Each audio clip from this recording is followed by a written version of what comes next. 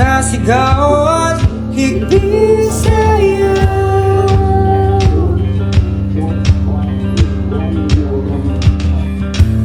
Sugat na lumipas, binabalikan. Kapangyarihang minamana, pag-asa ba'y makikita sa bayan ng kaguluhan? Liwanag.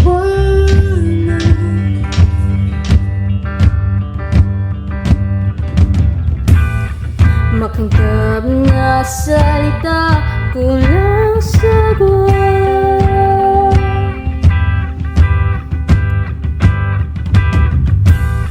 Simoy ng tiwala na babaliktad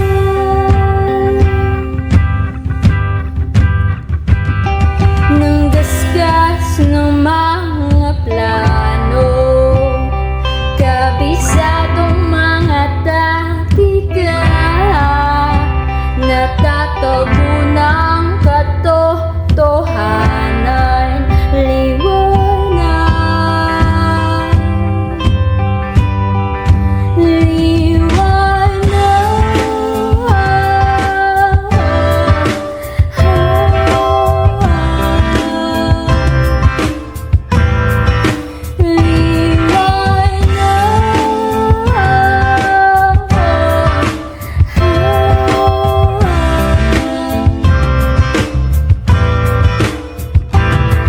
Walang pagbabago, hindi na ito tuwid sa mundong puno ng alon.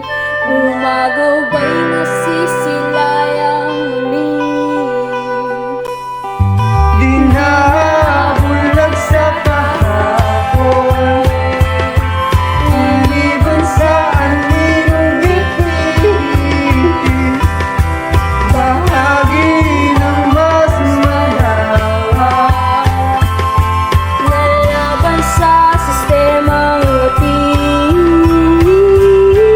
wala bang pagbabago, hindi ko maitutuloy sa mundong puno ng alon. Umagaw ba'y nasisilayang muli? Liwanag. Hindi sapat sa amin ang matapang na napinuno. Kailangan namin ng matalino, may puso at hindi lang dahil sa apelido. Sapagkat sawa na kami sa tapang na panakot lang sa mahihina. Sawa na kami sa ngalan na ipinaparada habang ang bayan ay nagdurusa.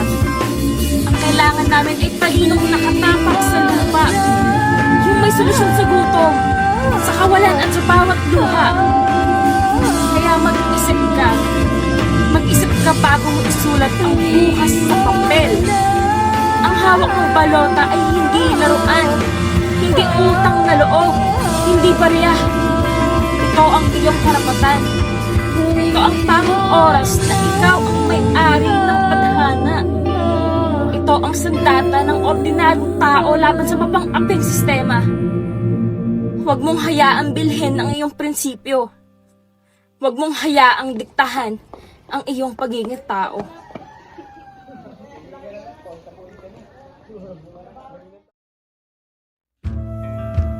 Marilag, a word we use to describe someone breathtaking and delicate. Yet, in the world of politics, this word is incredibly hard to find. Why? Because we have grown exhausted from being exposed to fascist politicians who masquerade as strong men. A true leader is not someone who rules with an iron fist, nor do they need to shout just to be followed. That is the flawed image of leadership we have grown accustomed to. But through our project, we wanted to show that Filipinos are tired of traditional, corrupt politicians. Sometimes, what we truly look for is a marilag leader, not because of their physical appearance, but because they have the power to bring peace to our nation. As shown by the child in our project holding up a powerful image, sometimes the smallest voices can make the greatest difference if people would only take the time to listen. With enough listening ears, those quiet voices become strong. Age shouldn't be used as an excuse to say, "You're too young to understand." Age is not a justification for tuning out others, especially the voices of the youth.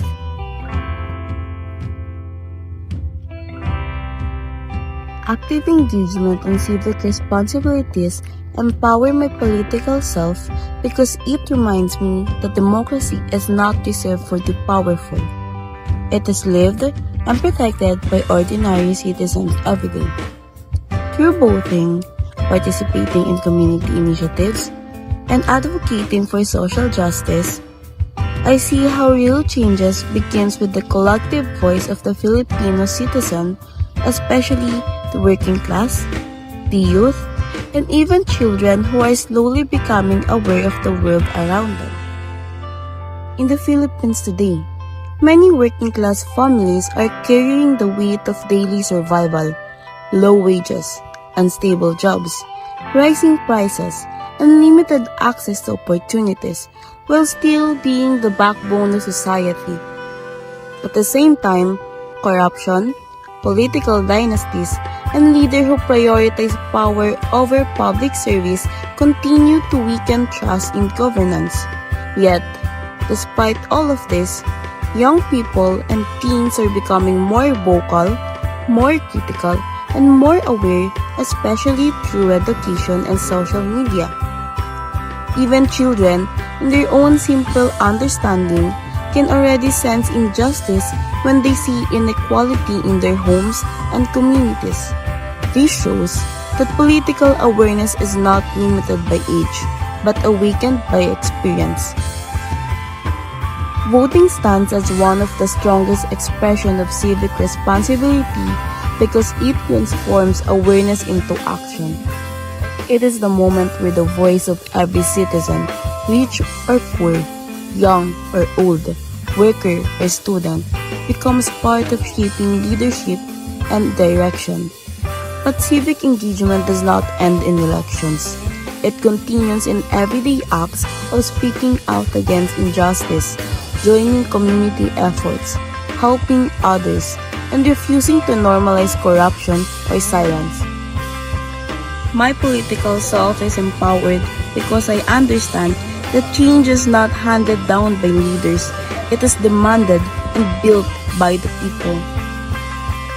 When the working class, the youth, and even the youngest member of the society choose to participate and refuse to stay silent, democracy becomes alive, active, and powerful. Real changes begins when ordinary citizens realize that their voices, when united, are stronger than any system built to silence them. The questions remain beyond this reflection. In every injustice we tolerate and every truth we ignore. Sapagkat kung normal na ang katahimikan, paano darating ang pagbabago? Kung hindi ka pagalit, bakit?